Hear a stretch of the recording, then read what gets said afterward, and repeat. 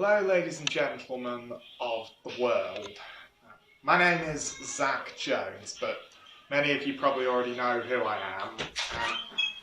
Of course, I know a few months back I actually did this PowerPoint, so just give me a minute. Sorry about that.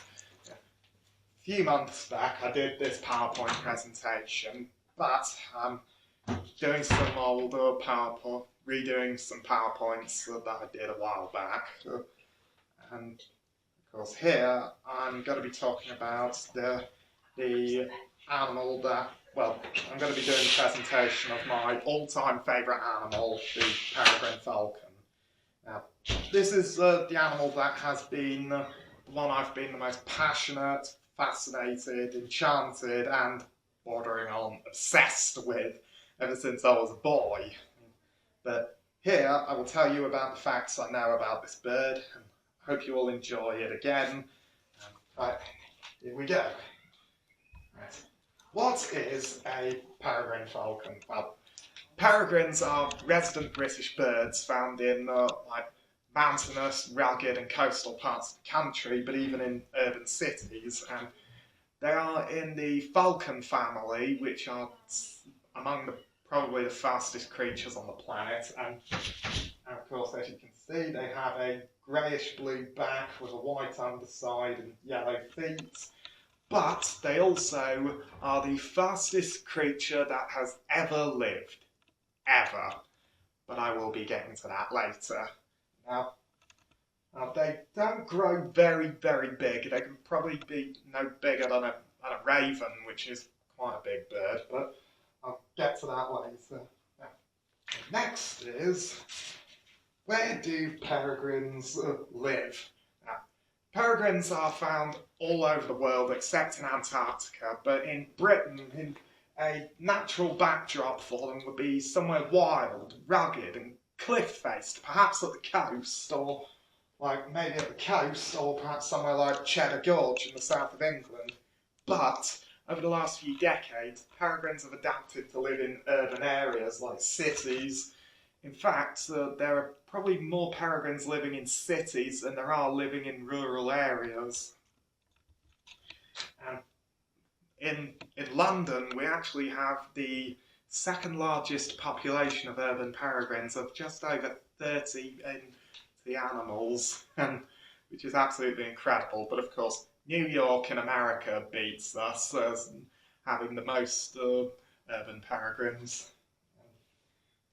Yeah, as I mentioned before, a lot of their natural backdrop is somewhere like either Cheddar Gorge or maybe along the coasts of Wales. Next is, what do peregrines eat?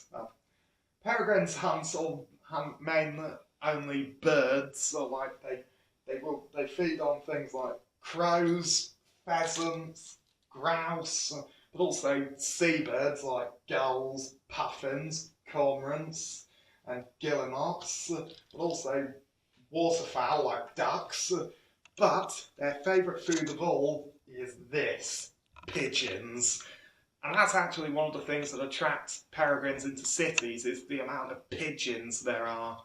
And pigeons aren't the easiest birds to catch, because they have enormous hearts and lungs, which means they have immense stamina, and they can fly at 61 miles per hour, so they can outpace a peregrine on the flats.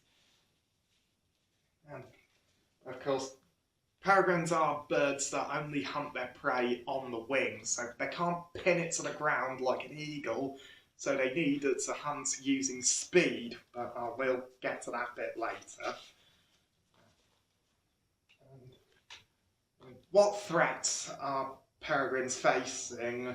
The first one is, although they were valued in the medieval era for the sport of falconry and protected by royalty and nobility, by the late 18th century the peregrine had begun to be targeted by gamekeepers, and persecution of this beautiful bird continued in the 19th century and right through into the 20th, because during World War II who, by order of Parliament, many UK peregrines were shot because they posed a danger to carrier pigeons that carried vital messages to the Allied forces. But also, in the 1950s, peregrines were the birds of prey that were most badly affected by the pesticide known as DDT, and that thinned their eggshells. And it wasn't just peregrines that were affected, it was also eagles, buzzards, ospreys, hawks, all kinds of birds of prey were affected. However, after DDT was banned, numbers soon began to increase. And in fact, it's actually amazing of how much of a comeback peregrines have been making over the years, because when my mum was a teenager, you had to go to like the wilds of Wales to see them. But despite the fact that they've made a dramatic recovery, they are still a threat.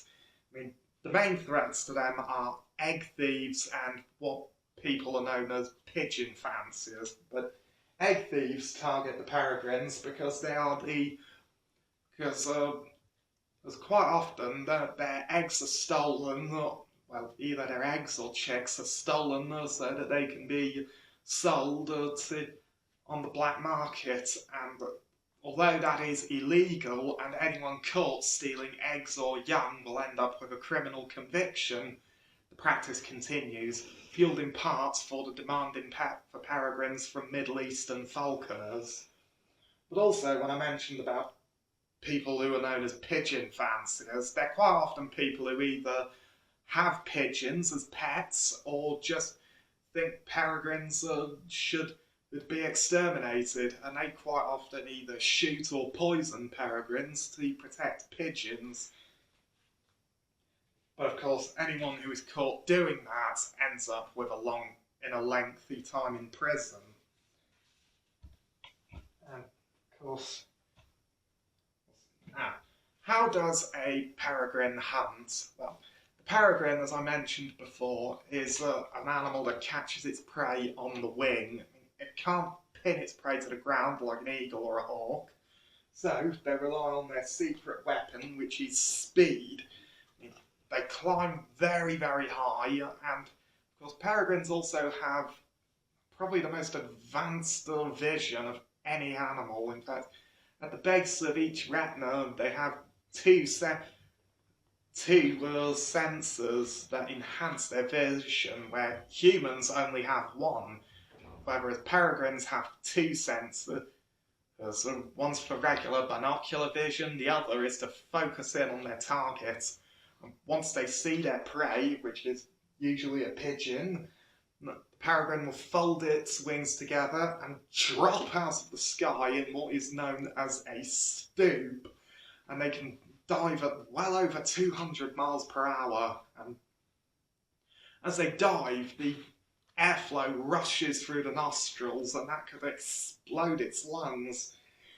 But the peregrine has added pieces of kit, like they have special cones inside their nostrils that slow down the airflow just before it hits the lungs, and they have also a nictitating membrane, which is like an eyelid that wipes their eyes to clear them of debris and stop them drying out. Both designs are so effective that they're now used in jet engines. Then, just at the moment before impact, the peregrine swings its feet forward with its 5-centimetre talons, and boom!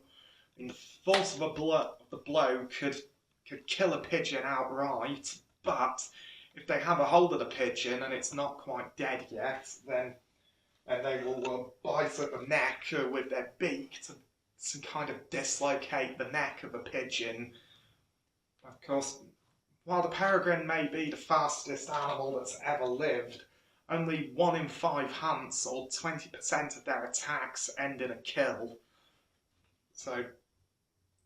But while they don't have a very good strike rate, they are very determined hunters, and of course, if you were a pigeon, you certainly wouldn't want to come across one of these birds. A little bit about me and my history with the peregrine. I first came across a Peregrine Falcon when I was about 5 or 6, so well over 20 years ago now, and it was during the Battle of Tintagel reenactment, because I was there with my father and my family, and I was out walking among the reenactors when I came across a falconer who had a peregrine, and it just completely took my breath away. Like, I was absolutely enchanted by this bird, and and when I actually got to hold her, because it was a female, I got to hold her on my wrist. I was just absolutely enchanted by that bird. And because I've grown up with reenactment, because I've actually followed a falconer who I see at the reenactment named Tony, and he runs a group called Raptor Care, and he's actually does displays with these birds. And another thing that always interested me about the peregrine was that they were among the 2 most common birds used in falconry in the medieval era.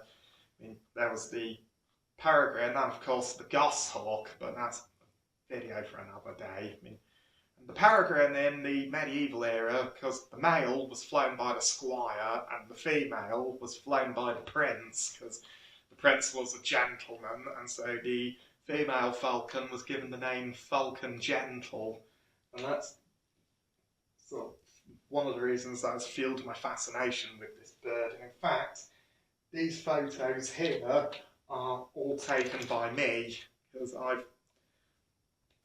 as I said, I've spent my life around reenactors, and I've watched this bird at reenactment for many years, and it has always been my favourite animal.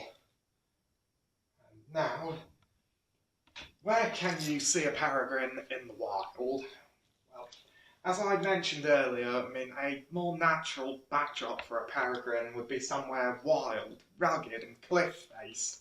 Maybe at the coast, or maybe somewhere like Cheddar Gorge in southern England, because peregrines are said to be there, but because I always see peregrines in urban areas, like where I live in Stoke, there's peregrines nesting in the city centre of Hanley, but in fact about 10 years ago, when I was still at school, I went to Belper in Derbyshire, and I got to see a family of peregrines on the old mill tower, because I saw the young beginning to fly. I also saw one of the adults feeding on a pigeon, and I even saw one try to attack a flock of pigeons, and it was by far the best view I'd ever had of urban peregrines, and probably the best day out of bird watching I'd ever had.